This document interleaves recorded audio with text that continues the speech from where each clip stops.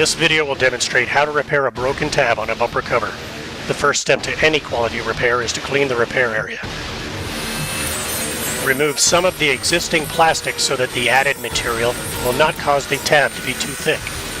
Use aluminum body tape as a backing to support the melted plastic until it solidifies. Aluminum tape is stiff and can withstand the heat from the welding process. Aim the flow of air at the intersection of the rod and the bumper cover. Be sure to melt both the rod and the existing plastic. After laying down some plastic, melt away the excess rod with the side of the welding tip.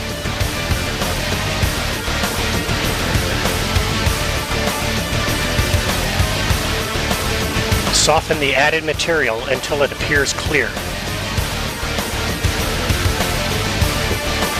Use a hand seamer tool to compress the melted plastic.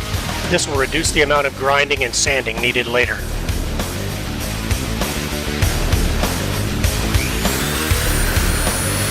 Use a rotary tool to remove any excess plastic and to contour the bolt hole.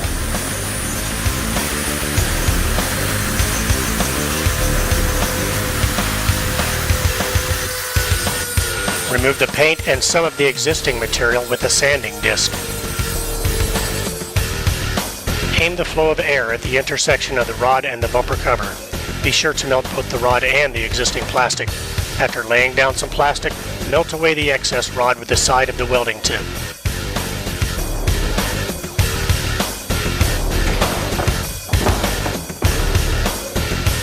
While the plastic is still soft, use a hand seamer tool to compress the plastic.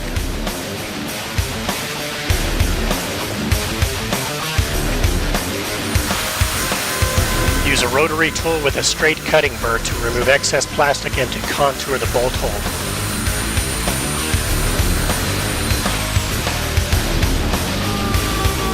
Sand the repair to match the thickness and the contour of the surrounding plastic.